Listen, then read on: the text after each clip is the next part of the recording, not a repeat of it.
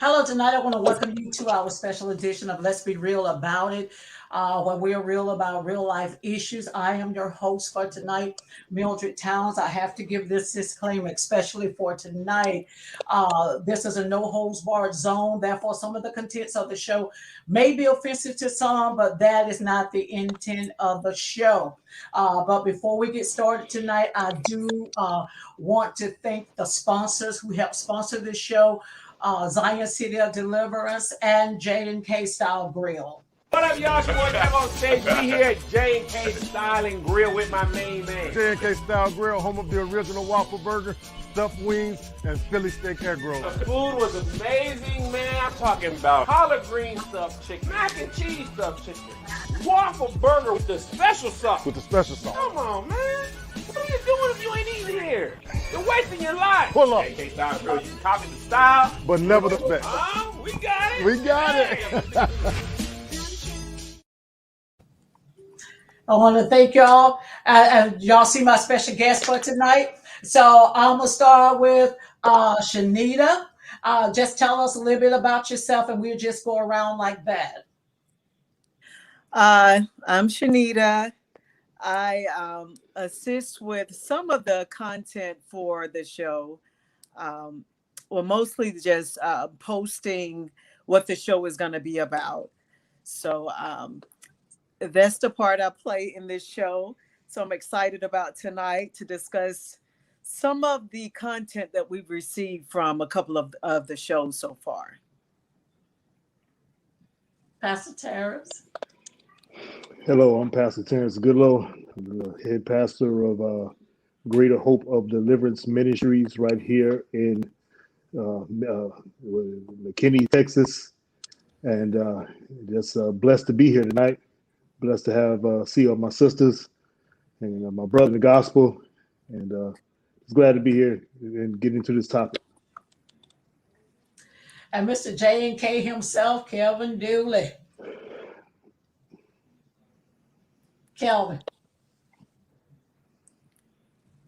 You talking to me, Mom? Yeah, I'm talking to you, Kelvin. Hey, we was in the store. Introduce What's yourself. going on? It's your boy, Big Cam, J&K Style Grill. You know how we do it. Yeah. Let me step outside. Listen, I'm going to be the controversy of the group. We know that. We're looking forward to that. And Sean, come on, Sean, introduce yourself.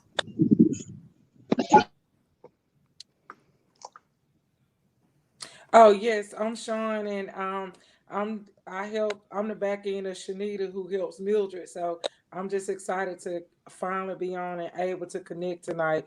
So I'm just excited to be on the panel tonight. So we're talking about tonight the horror of incest, and I thank every one of y'all, for coming and taking your time tonight to be here as we bring this discussion forth tonight. So we know that incest is a sensitive subject. So, but the title of this show is Let's Be Real About It, where we are real about real life issues. So incest is a real life issue. And so we're going to be talking about the story of Pat and Joe. So just to give you a little bit of background, Pat grew up in Ohio. Her mom and her dad divorced when she was a young girl. And her dad got custody of her. But her mother was an alcoholic, and so that was part of the reason why they divorced, and she was raised by her grandmother. So Joe and Pat met on a blind date. So they was on this blind date. Joe thought that he was going to be with Charlene, but he ended up with Pat. And so he was somewhat, this is just my own opinion, he was somewhat disappointed because he thought that he was going to be with Charlene. And this is from what Pat, herself said. So when they was going to the car, after they met, so Pat was going to get in his car. So she was kind of stumbling a little bit going to the car. And so she grabbed a hold of his arm and he somewhat pulled away from her. So to the point of like, okay, I don't want to be with you. So if you hit this ground, that's okay, because he just pulled away from her. So eventually they did go out on another date. Eventually they got married, but he abused her physically, spiritually, and mentally for 40 years. 40 years that she was abused. Now, he goes to his bishop and he says to his bishop that the only reason that he married her, because he saw that she would be a godly woman and would make a good wife. But he said that she wasn't who he thought she was, and he made a mistake in marrying her, so he wanted a divorce. And so my question is, why marry someone you are not in love with and abuse them because you don't want her or him? And why abuse a person just because you can? I'm ready for the computer. So who want to start off? Let's start with you, Sean. Why marry someone you're not in love with and abuse them because you don't want them? It baffles me to even think that, and I understand it was years ago that this happened, that he married her, but it baffles me to even think that one would try to marry someone just because of they want to abuse them. It just doesn't. I don't see the logic in that. I mean, because I definitely would marry someone that I know is already verbally abusive, because to me, verbal abuse is way worse than the physical abuse. And I've never been physically abused, but I came up in a physical abusive home. But the verbal abuse I have encountered, and to me, that's worse. So I just don't see the logic in you wanting to marry someone. What is your intent of marrying someone just so you can abuse them? But his reason was because he saw that she was a godly woman and would make a good wife. But yet, in the midst of that, he abused her for 40 years. But then goes to his bishop and says, he made a mistake in marrying her, that she wasn't what he thought she would be, and that he wanted a divorce. So let's go to you, Shanita.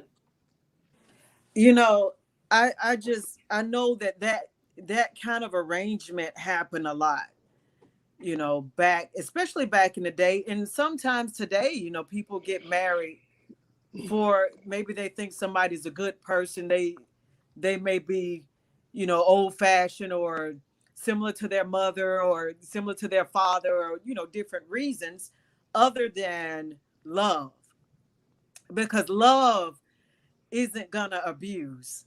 That's not the action of love, to abuse. So that doesn't surprise me that he went on ahead and married her. Like you said, he was disappointed because he wanted the other woman. He wanted Charlene. I said, you're right. He wanted Charlene. He wanted the other lady. So, but the abuse part, it had to be a little bit deeper. I mean, I would think so. It's a little bit deeper than the fact that she wasn't the one he initially wanted. But that's a deep thing. And then let's look at the woman who married the man who didn't help her when she was about to fall. That's what's interesting to me. Not that the actions of the man is horrible, but to marry somebody who, when you're dating them, they're gonna move out of your way to let you fall. That kind of goes to some of the things that I want, I'm going to discuss later on, or, one of the things that I wanted to look at, which we've talked about several times, is red flags. We've heard that throughout so many, of these stories and life stories, the red flags. Pastor T. Wow. Let me say this. I was talking to a lady a little older than me, and she was talking about being married in the church and marrying a preacher. And and why she had gotten married. And that's a little older. She's in her 70s. And she said that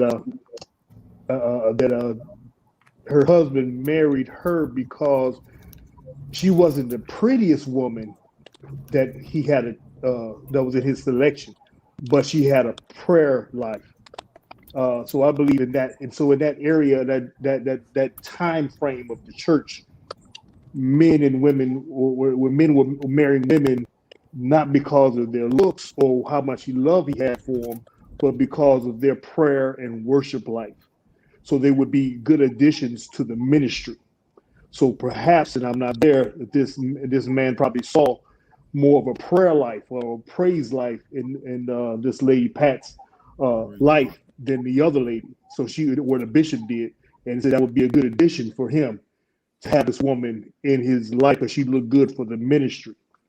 The other part why I believe this man married this woman is because he saw a window where he could dominate her. If we look at the movie, even like The Color Purple, the man in The Color Purple drew towards Sadie, because I think it was her name, or whatever her name was. Anyway, she wasn't the most attractive at all that they felt, but he had a love for this other woman, Sweet, and so they were doing all kind of dirty and nasty stuff. Sweet was around, and he expected her to accept it because he didn't care what her feelings were, because he can dominate her. And that, especially during these times of the 50s, 60s, and even the 70s. Remember, it wasn't until the 70s that whooping or for a man beating his wife it was still illegal from the 1920s, but in the 1970s was when they started enforcing it.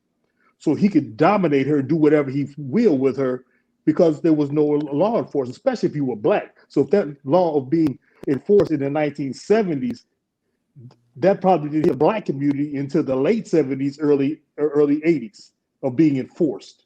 So he could dominate his black family any way he wanted. Bro, you just opened up a can of worms right there. You just opened up a whole nother show. Yeah, because because Pat ended up in the institution because she had a mental breakdown, and she went 12 times. And one of the things that the doctor asked her, and the nurses asked her husband, why do you abuse her? Why do you keep doing this? And exactly what you said, because I can. Exactly what you said. He did it. He told them he did it because he can do it. See, that's what I was saying. Until the new millennial, who cares for the black woman? Until we start raising voices, who really cares for the black woman? Well, okay, so when we're gonna have the next show on that one? See, that's what I'm saying. Like, I'm looking at the woman who goes on to marry this man who was gonna let her fall. Like, there's something initially there that's a problem. And listening to you, brother, talk about, the history of abuse. There's something in that woman that was already used to this kind of behavior or something, that she would be accepting of this initially. And I'm not speaking about any of the guests. Let me just rephrase that and say there's possibly something within a person who has an initial situation like this, and you marry that situation. This is a situation initially, and you marry yourself to this situation. There's something already broken in you. Well, to add to that, Shanita, you and I and Mildred had talked before that, some women seek out men like their fathers. So who knows the background of her? Like you said, I don't doubt that it was something in women that fall into that marriage, that type of marriage, but it's something that they grew up with, and they don't know no other way or how to get out of that, because they feel like it's the norm. It's some kind of exposure to it, right? Oh, I agree. Some type of exposure. And, I know Kevin and everybody has to speak, but really quick, I know during the interview and going back to Miss Pat, she had mentioned that she didn't even know that what she was experiencing was domestic abuse. That's right. Mhm. So that tells us this is the norm to, you know, I can't speak about her previous life, but you know, like you said, sometimes it's, hey, this is normal behavior. I didn't know that this was, you know, maybe she did say she knew it wasn't right. She knew it wasn't right. Mhm. You know, but this is a really deep matter. And, you know, you talk about, you know, the Black community pastor. That's huge. I didn't even realize that it wasn't a law until the 70s that, you know, domestic it was a law abuse. back in 1920s. It became a law that a man should not whoop on his wife, beat his wife. It wasn't being enforced until the 1970s. So up until that point, no man went to jail for whooping on his wife. Kevin?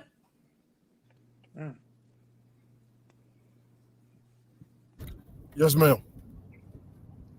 We want to hear from you. Well, you know, my phone was cutting up, so I'm just getting adjusted to what's going on. I don't really have. The question was, why marry someone you're not in love with and abuse them because you don't want him and her, you don't want to be in that relationship. So that's what we were talking about. Okay, so I can speak from experience on this one. Oh, this is my thing right here. So when I married my first wife, I married her on the cuffs of thinking it would change me. And I knew I didn't tell my first wife I loved her until after our second child was born. But I always told her, this is gonna be crazy. I always had a picture of my wife now in my wallet and told her that if I ever find her, that I was gonna leave you. I've always did that. And when I found her, I was ready to leave my first wife. But the marriage was already toxic because, you know, y'all guys know my first. I don't got to tell y'all nothing, but those that know me and know my first wife, know my first wife. The relationship we never really had a relationship in the first place. We just brought children into the world and really hated each other. And I abused her. And I tell her I had to apologize to her as I got older. You know, forgive me for the things that I did in our relationship that was not whatever. I used to hit on her. I did that. I tried to stump her head in out of ignorance. Well, I came home one day from cheating on her with another woman, and she was gone and left the kids in the house. I said, what would have happened if the house would have caught on fire and you out doing what you doing? And the kids were small then. They were still in diapers and they were asleep. So I'm coming in the house wrong, jumping on her because she's doing wrong. But the key to this whole thing was, and I said this a while back, well, my mother taught me this. There's no instructions to marriage, and there's definitely not instructions when you don't have anybody to give you male figure to tell me right from wrong. Until I got older, a little bit older, my kids were like 7 or 8. I started watching Bill Cosby and started changing my mindscape, my mind, how I thought about things. But I used to think I'm the man, you the woman, I control you. All those stupid things I had because no one set me down and said different. I never saw different. And because of my behavior, I would say, no one took the time up to say, well, Kevin, you wrong. You should be doing this. Why you're not thinking this way? Why you're not doing that? So I would say some of it is because of upbringings. No one is teaching you how to be a man. They're showing you that a man's supposed to sleep with 50 million women, and you're supposed to have this. You're supposed to make sure your bills are paid, but they're not teaching you how to No one ever taught me how to be a husband besides Bill Cosby. I'm not just saying this. I'm being honest with you. Bill Cosby, watching the Cosby Show, taught me how to love my next wife. I still didn't always have it, all the way have it. He taught me that I need to be successful as a black man and I need to have education. Those three things, but I didn't get, so when I came with my second wife, Tanya, I came in, I'm the man. You the woman. You supposed to bow down to me type thing. And I ruined, man, I tell you, I ruined Tanya the first 5 years. I'm surprised she stayed with me. And we on 20 years now, but I came in and I was like, I was scratching my head like, nobody's showing me this stuff. I don't know. I'm going off what I think I know, and I'm doing it wrong.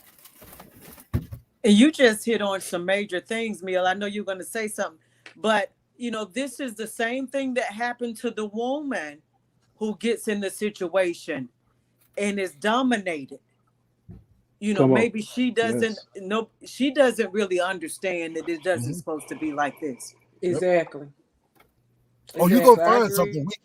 I always went after weak. I never worry about what you look like. I worry if I can dominate you, and because I wanted to sleep with 20,000 women. I'm the cousin out the group. I've been with over 200 something women in my days because I could get away with it.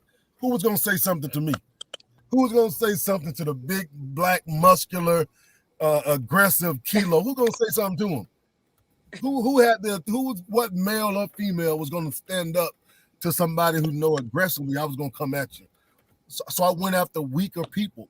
And when I found this one, the one that's next to me right now, that chick wasn't going for it, which allowed me now it allowed me to see 20 years. I'm 20 years in, and I got about 20 more to go. Maybe 30 if I can get it out of her. She might get me 30 years, but I found somebody that would stand up and wouldn't take my mess and wasn't scared to say, you can leave. So, so with the time, let's kind of move on.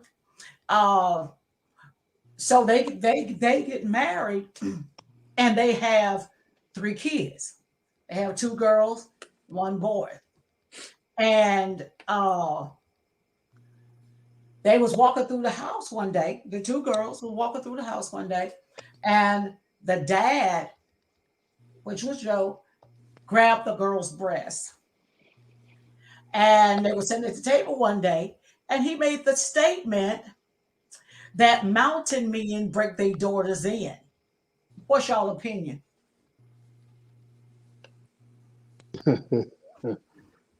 That's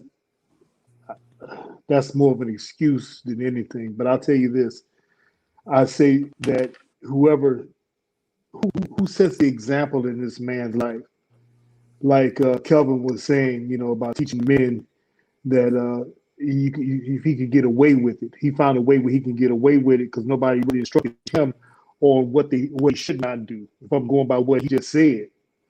Now let me say this also.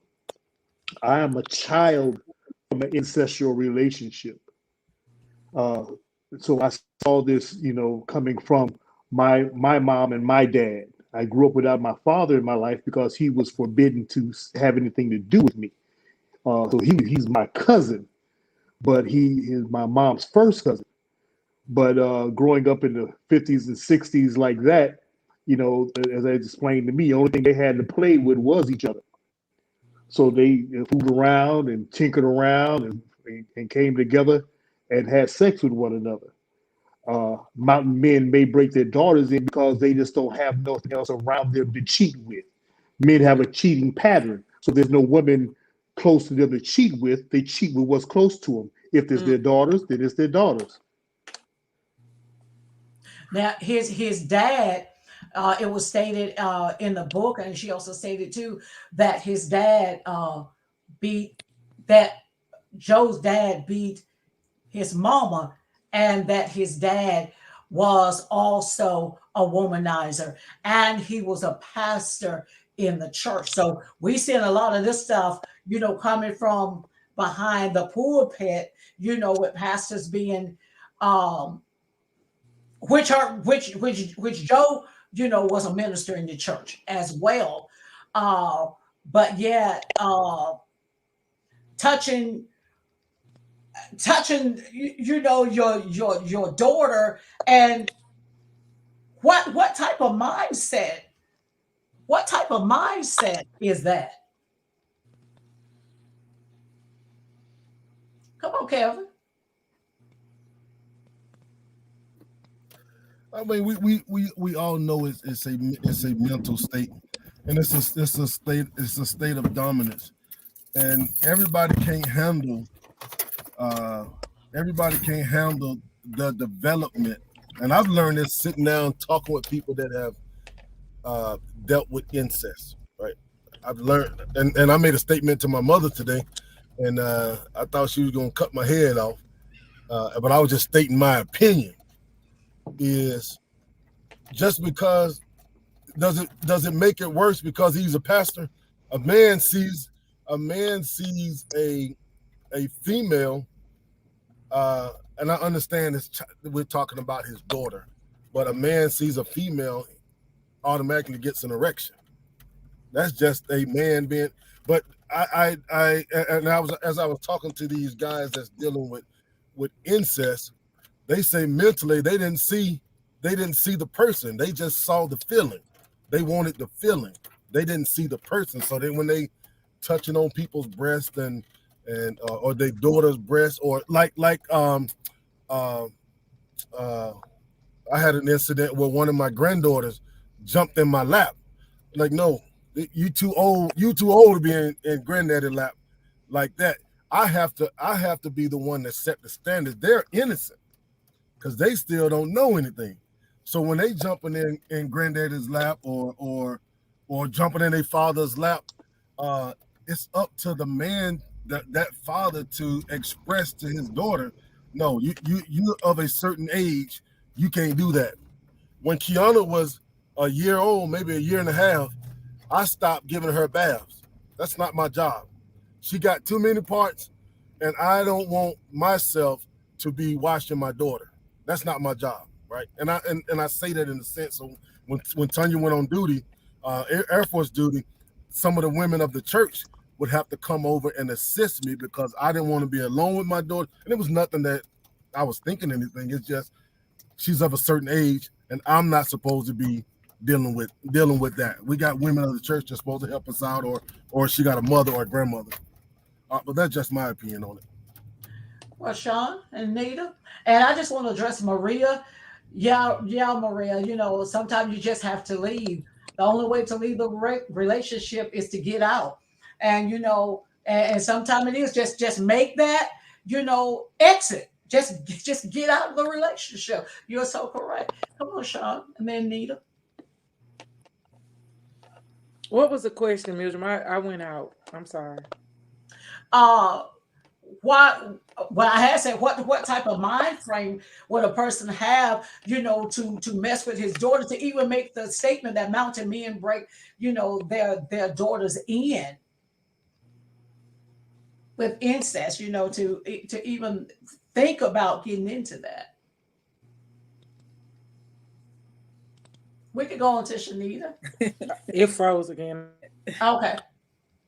You know, Go ahead, Nita. I'm sitting here and listening to this because I've never heard it from the male point of view like that. I've never understood what would even be the first step to that, you know. So to hear the pastor talk about how, you know, a lot of them just, you know, mingled with whoever was around, and to like, you know, Kelvin was saying, like, you know, some people just didn't even acknowledge who the person was. I never understood that. I don't know. It's just almost, you know, I look at it and I'm looking at it from just a sickened state, because, you know, as the pastor said, you know, he's a product of incest, and, you know, gratefully he's well, but you know, I was reading about many of the abortions that take place is because it's incestual relationships. and I was shocked by that. I never looked at the abortion, the thing that's happening with that may be a possibility. It never dawned on me that may be what the reason why some women are having abortions in 2021. Like, what in the world? I'm really speechless about the whole idea. Like, I can't even imagine that type of attraction. Whether they're around you or not, like, hold off until you can get to maybe the sister down the street that's your cousin's friend, or whatever. I don't know. It's baffling to me right now. They just threw some wrenches in and how I've always looked at it. So it's interesting hearing from the male voice behind this. Can I say this one thing? And I think everybody knows this.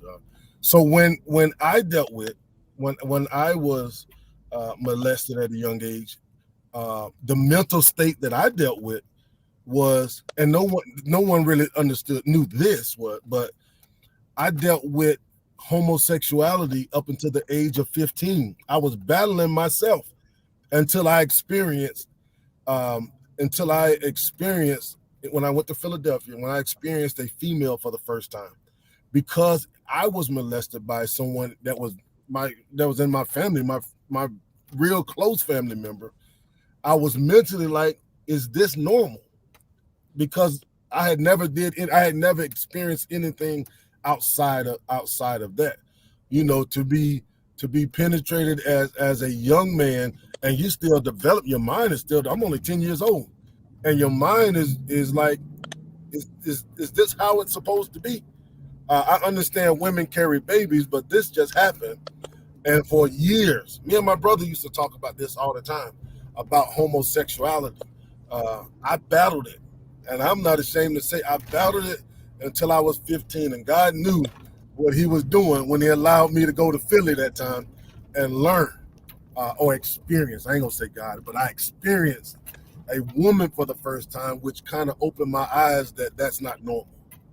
So there's a mental state that we deal with incest that we have to be aware of, because a female will love what's close to her and allow that to be normal. I just said something. I promise you, I just said something. If you're dealing with them at a young age, they will cling to the very thing that reminds them of their first experience. I just got somebody saved on the other end right there. Sean, you got anything to say? I'm gonna open it up. Huh? I remember when I worked in Elberton. It was brief at this plant because I'm not plant material.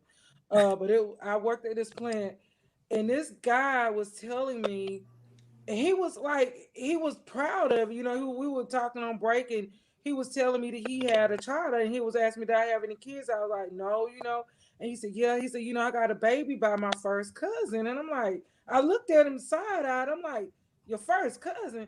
And I was like, how did my mind wasn't, I couldn't comprehend exactly what was going on in that moment, because I'm like, you proud that you got a baby by your first cousin? I'm thinking he joking the whole time. And I'm like, how did that happen? And he was like, I guess it's just a dog in me. That song back in the day, my mama had 8-track. That was his mentality, because like Kevin said earlier, he didn't come up in that household with somebody that was teaching him. So his cousin was growing up with boobs and breasts and stuff. Because the guy, I looked for him almost every night. I was there for about 2 weeks on break just so I could talk to him and try to get in his mind, trying to figure out how in the world did this happen. So, nobody was there to show him the way. So he thought his cousin growing up, and after talking to him and looking at him, I saw why he wasn't getting women. But, he went after his cousin and had a baby with her.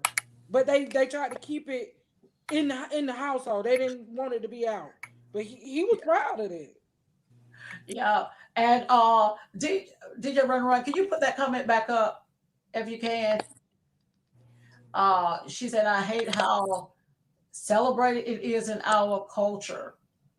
You know, she said, basically, she's saying, Bunny is saying it's in our culture. Yeah, she's saying this, and it's particularly in every show now.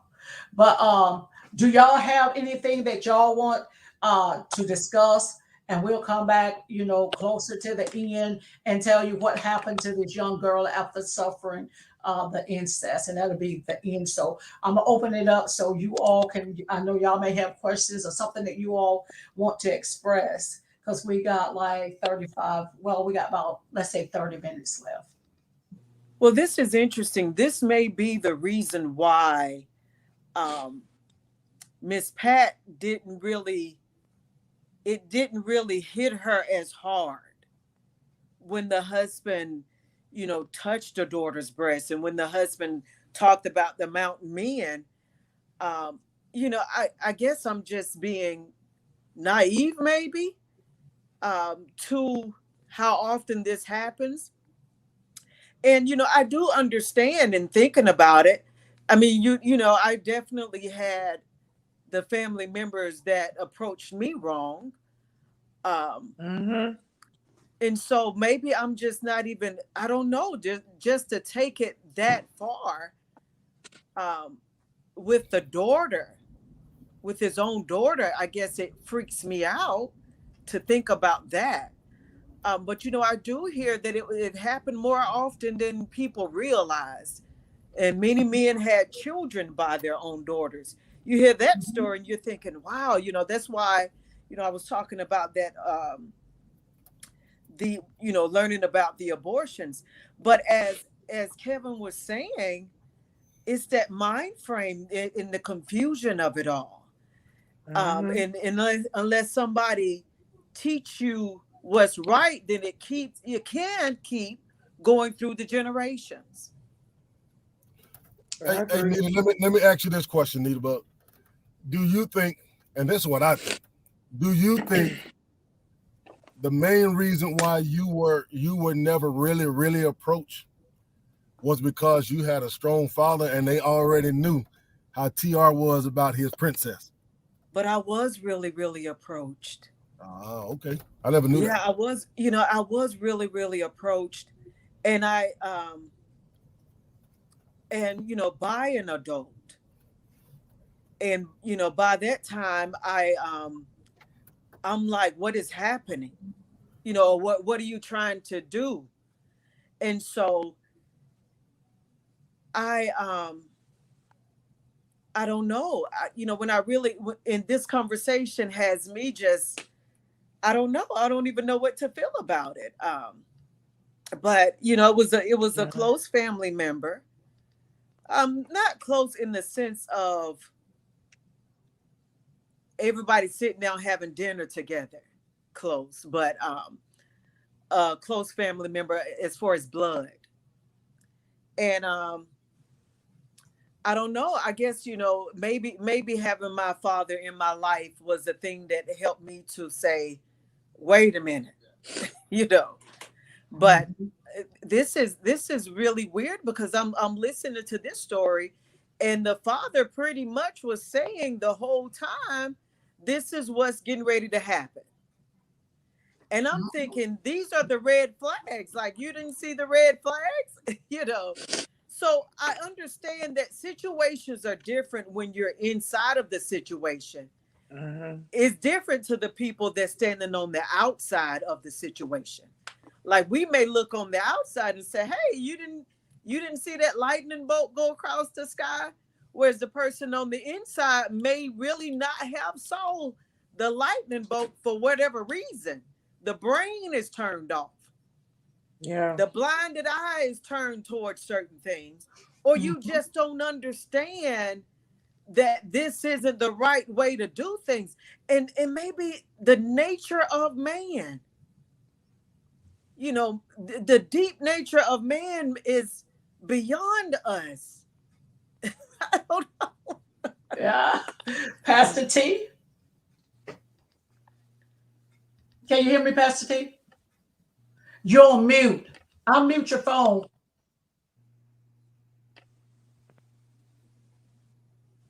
We can't hear you.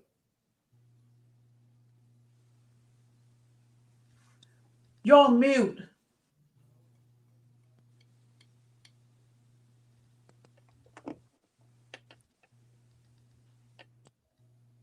You're on mute.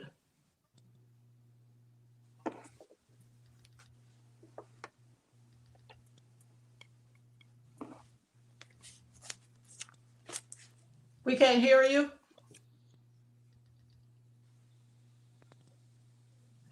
We're going to Sean. Unmute your phone. Come on, Sean. Sean, can you hear me? Am I on mute? No, Hey, tell Sean to get that change that regular phone she got. We can't hear you, Pastor T. He's talking. Mama, type in the thing, Mama. You can't hear him. I don't know if he can see it. Oh, he said he can hear us. But we can't hear him. Yeah. Okay. Pastor, you might have to log off and log back on again then. But Sean, you got anything? It just, I agree with, what everybody's saying, really, and it just made me go back to when I was younger and coming up, and I had I had an uncle I used to love. I mean, I loved all my uncles, and I used to always want to run and jump and sit in his lap because I loved him just that much, and not knowing, that anything was not innocent about it. And my mama would always tell me, girl, don't you never sit in a grown man lap. And my uncle, one of my other uncles, grabbed me. He said, if I ever catch you sitting in another grown man's lap, he said, I'm gonna wear you out.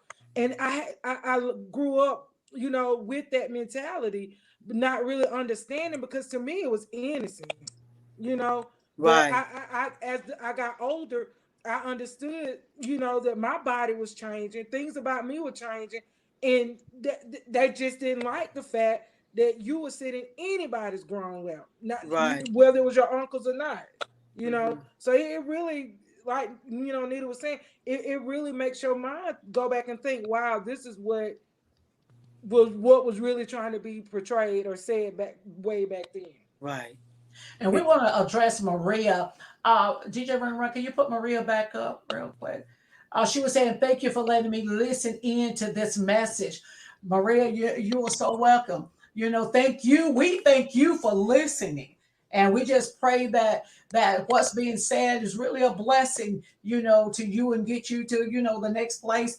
Or if you know someone that is being molested or anything, just make sure that they open their mouth and tell somebody. Tell somebody. Pastor T. Right. Can you hear me now? We can hear you. Outstanding. I'm glad.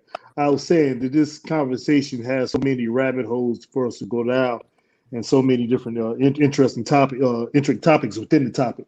One of the things I think we got to look at is that how far have the mentality been removed from slavery? It was not uncommon for a man to sleep with his relatives during slave time because a man was just meant there to be a breeder, or a woman to just be a breeder. So you had no choice. So that mentality we also have to take into account too, because these are much older people that we're talking about. So I believe that has to be looked at also. One of the other things that we look at is that, and this is probably a whole nother subject that Kevin brought up all by itself, and that's male molestation. How many men are been molested in their life, or how many men who are willing to admit that they've been molested? At 5 years old, myself was molested, and then by a male who was a boarder in our home. Wasn't a relative, but it was a boarder in our home. And but my grandmother, who was a very upfront woman, took care of that situation firsthand. And then later, when I was 10 years old and 11, I was molested by a woman. And up at that point, dealing with who was my first baby, who was like a babysitter to me. And then later years, as a young man in the church, been molested by a female who was a was a Bible school a Sunday school teacher. So, and it comes to a certain acceptance. So how can I be a teenage male? You could look and say, how were you molested? Is because she introduced me to an area of sex that I probably should not have been, as a grown woman, should not have been a part of. Although as a teen, I got to freely admit, I did not mind it. I accepted it and liked it because as another notch on my belt. I didn't know later years at 56 years old, I could look back and say, man, I wish that part of my life didn't happen because it scarred me. It caused me to not just want one woman. It wanted me to want multiple women. And so it introduced me to something that I shouldn't have gone through at my young age. So we got to look at all different facets of this. And what we see, we demonstrate. What we see, we demonstrate. And one thing we got to look at that man, and surely not trying to excuse his behavior, but somewhere along the line, something made it acceptable. And listen to the story. I listened to part 1 and 2. The pastor of that church seemed to be acceptable to his behavior. Mm-hmm.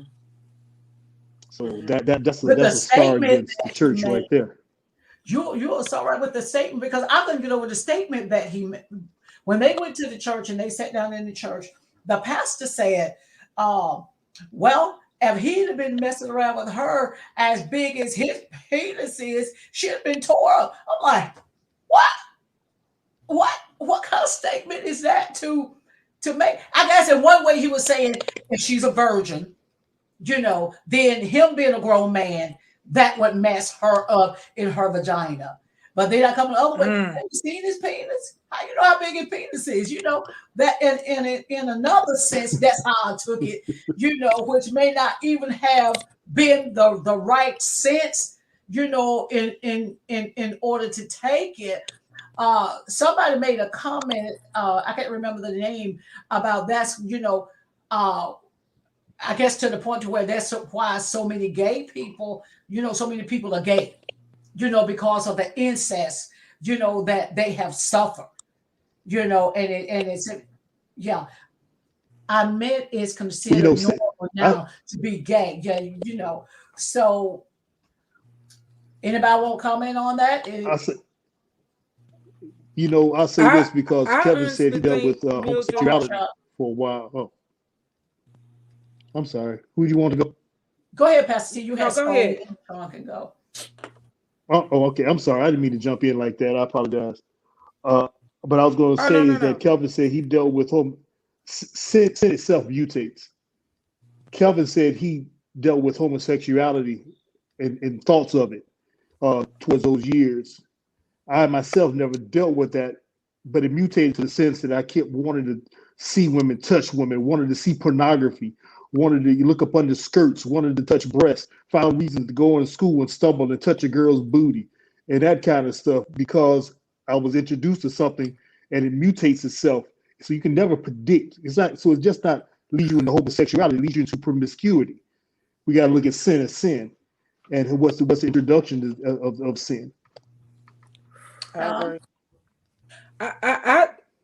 mean, I think that to me, a lot of the young women that are promiscuous, I think that their fathers or brothers and stuff that had messed with them or touched them or did things to them, I think that's where a lot of that comes in, and not just the girls. Like Pastor T said, even with the guys as well. I think that's where a lot of that comes into play. I don't know because Miss Pat had mentioned that.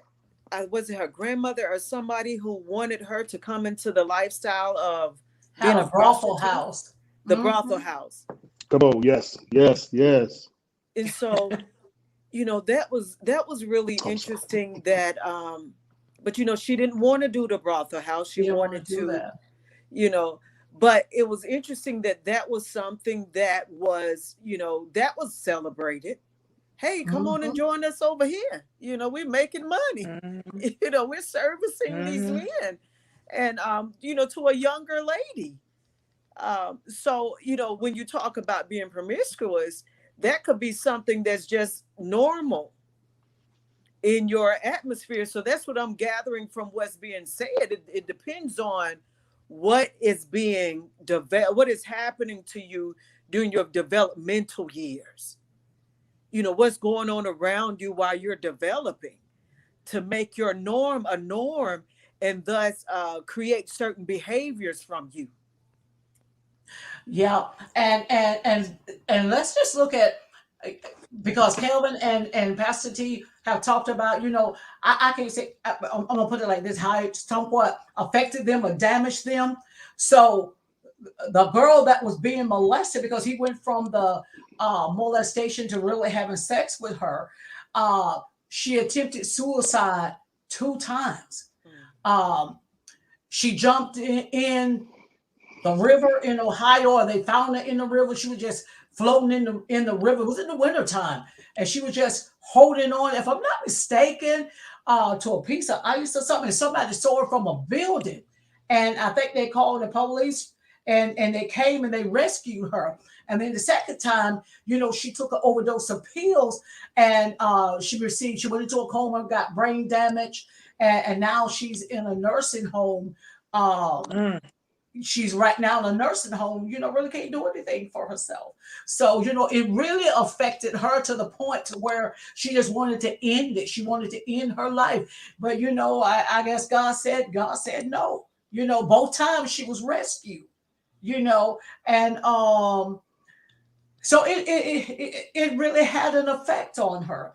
Like it had an effect on Kevin, like it had an effect on Pastor T, like it had an effect on so many other people. So if somebody real quick got a comment that they want to do on that, and then we're going to go and just come to the end.